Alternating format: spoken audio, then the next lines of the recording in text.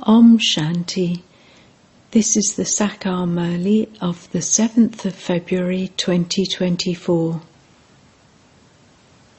Essence. Sweet children, soul consciousness makes you into the masters of the world, whereas body consciousness makes you poverty-stricken. Therefore, may you be soul conscious. Question. Which practice helps you a lot to become bodiless? Answer. Constantly consider yourselves to be actors.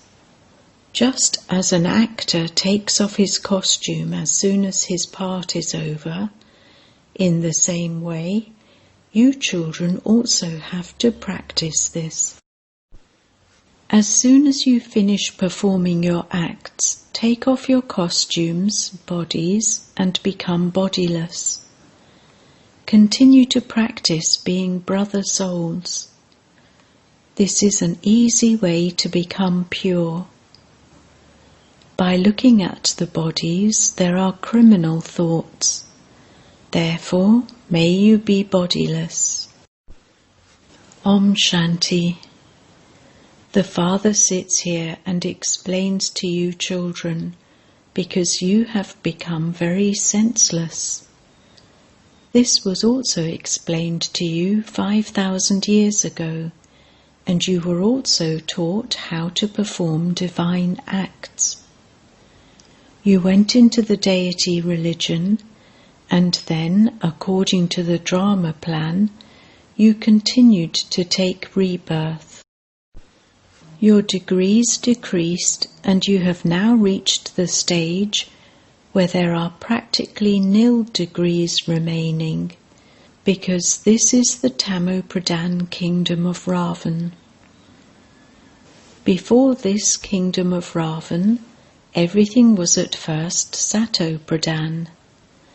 Then it went through the stages of Sato, Rajo and Tamo.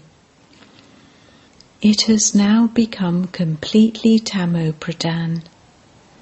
It is now the end of it. The kingdom of Ravan is called the devilish kingdom. In Bharat there is the fashion of burning Ravan. Only the people of Bharat speak of the kingdom of Rama and the kingdom of Ravan. The kingdom of Rama exists in the Golden Age, and the kingdom of Ravan exists in the Iron Age. These matters have to be understood. Baba is amazed that very good children cross out the line of their fortune because they don't fully understand. The defects of Ravan cling to them. They themselves speak of divine virtues. The Father has explained to you that you are those same deities. You have experienced 84 births. This difference and how you have become Tamo-Pradhan has been explained to you. This is the kingdom of Ravan.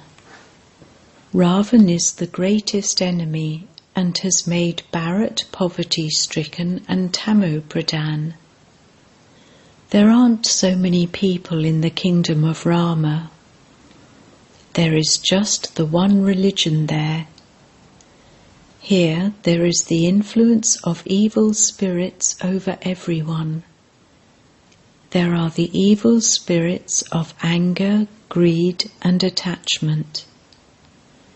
You forget that you are imperishable and that bodies are perishable. You don't become soul conscious at all.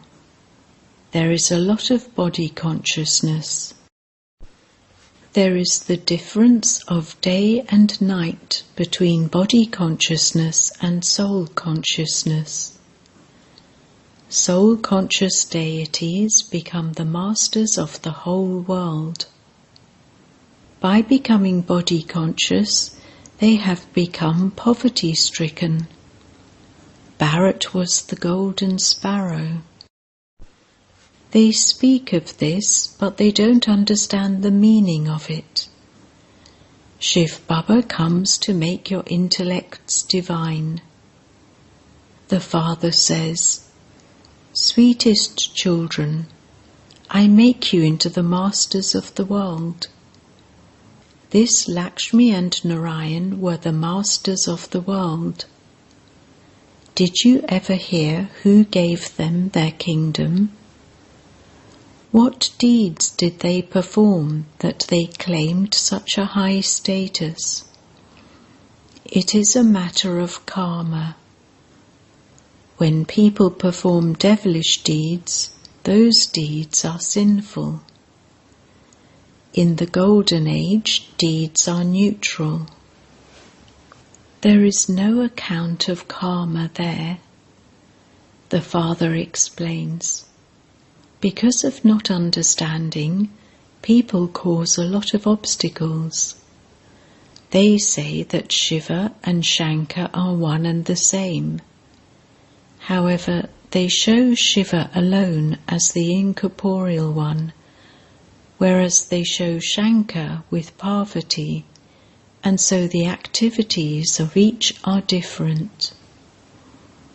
How can a minister and the president be one and the same?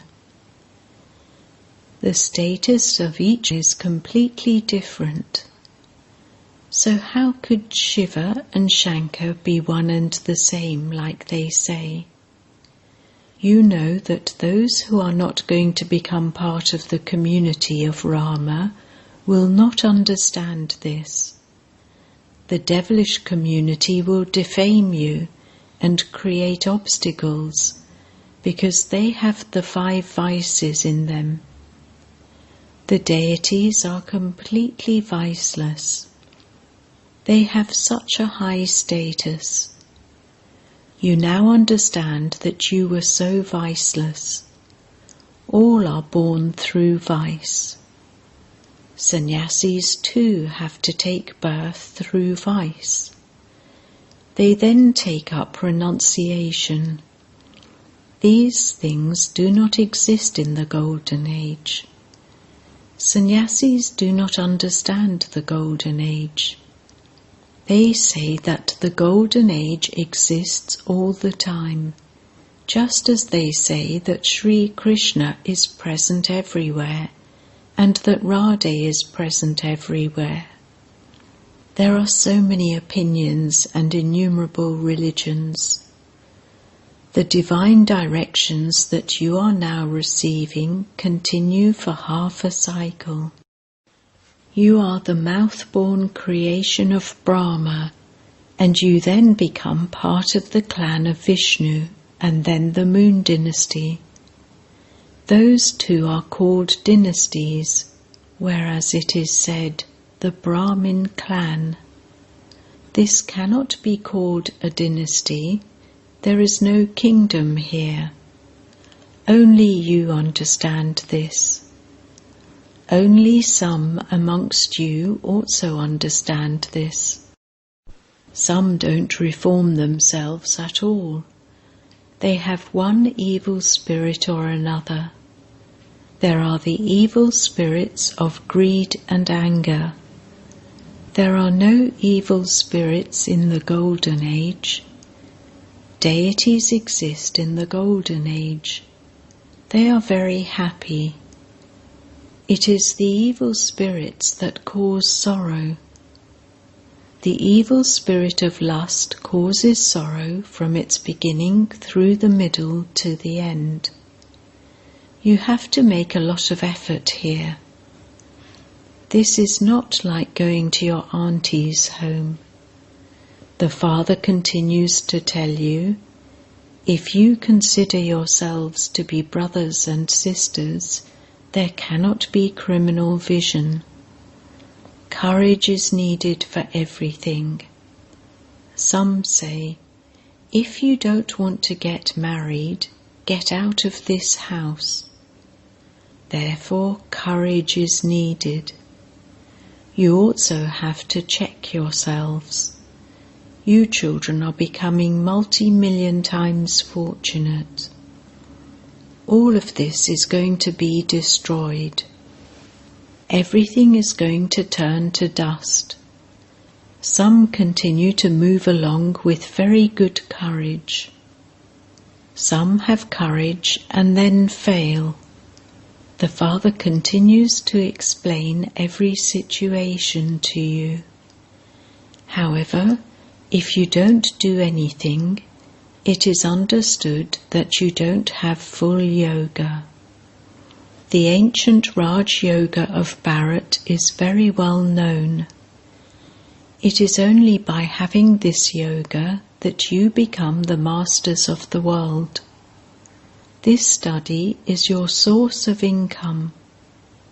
It is by studying this that you claim a high status number-wise. Even in the relationship of brother and sister, the intellects of some cause mischief. This is why the Father takes you even higher than that.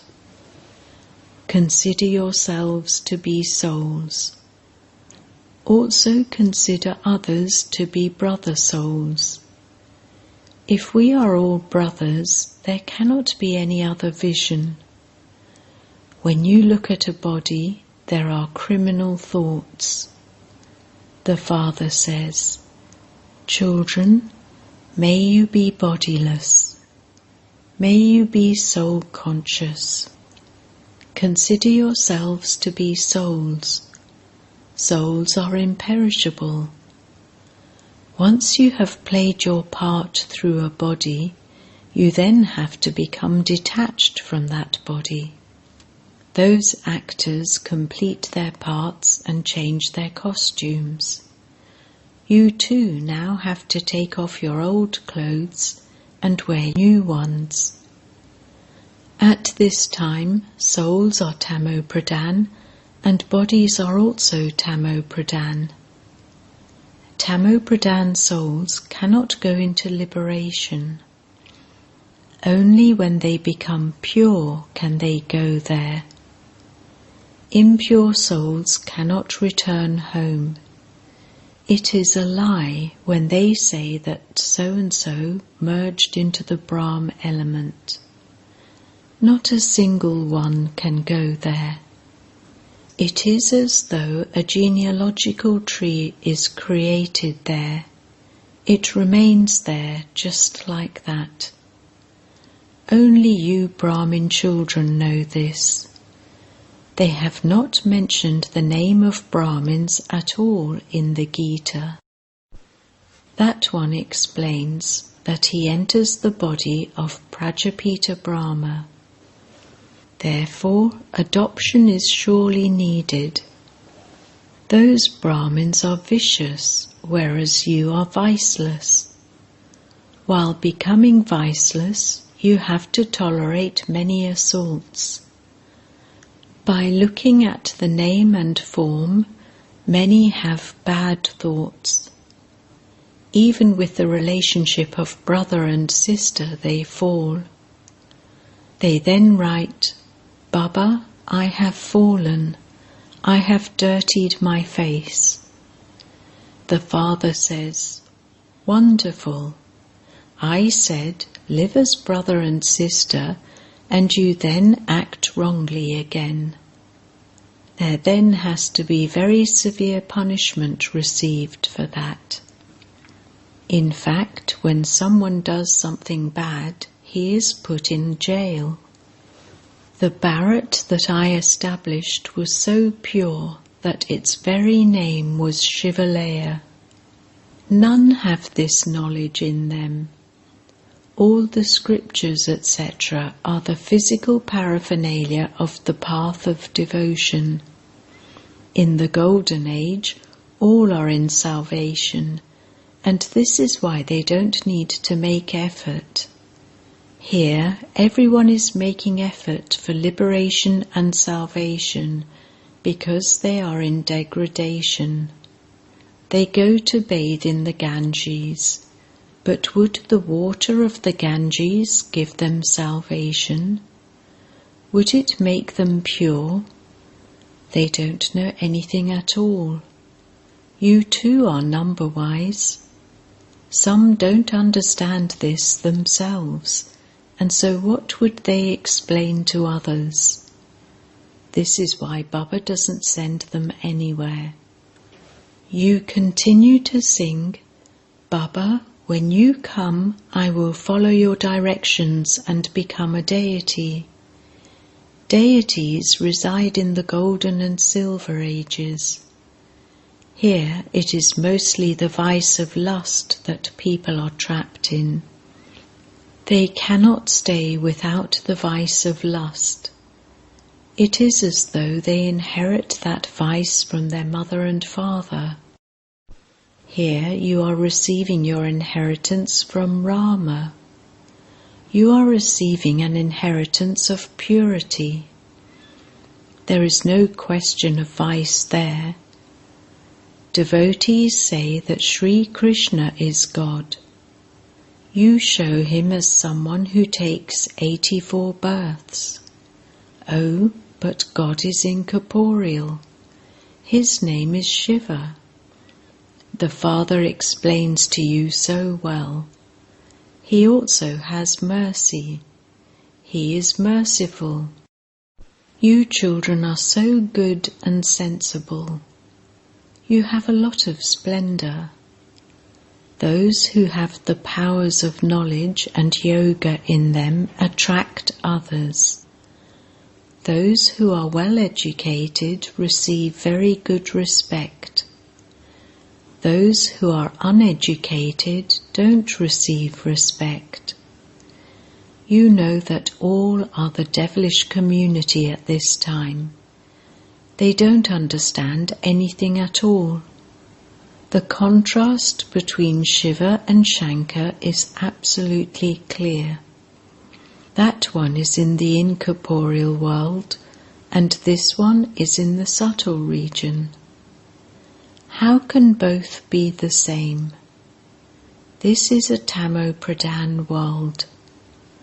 Ravan is the enemy who belongs to the devilish community, and he makes you the same as himself. The Father is now making you the same as himself, and then makes you belong to the deity community. Ravan doesn't exist there. He stays burnt for half a cycle. The kingdom of Rama exists in the Golden Age. Gandhiji wanted the kingdom of Rama, but how could he establish the kingdom of Rama? He didn't give teachings for anyone to become soul conscious.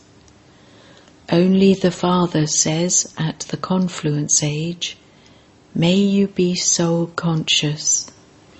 This is the age for becoming elevated. The Father continues to explain to you with so much love.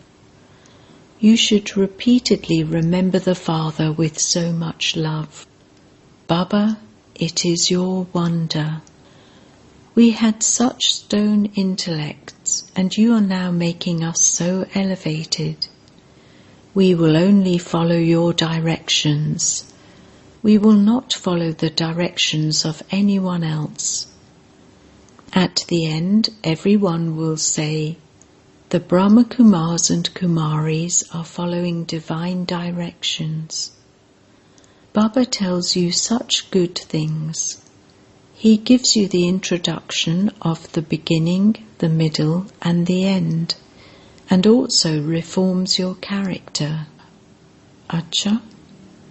To the sweetest beloved, long lost, and now found children, love, remembrance, and good morning from the Mother, the Father, Bap-Dada.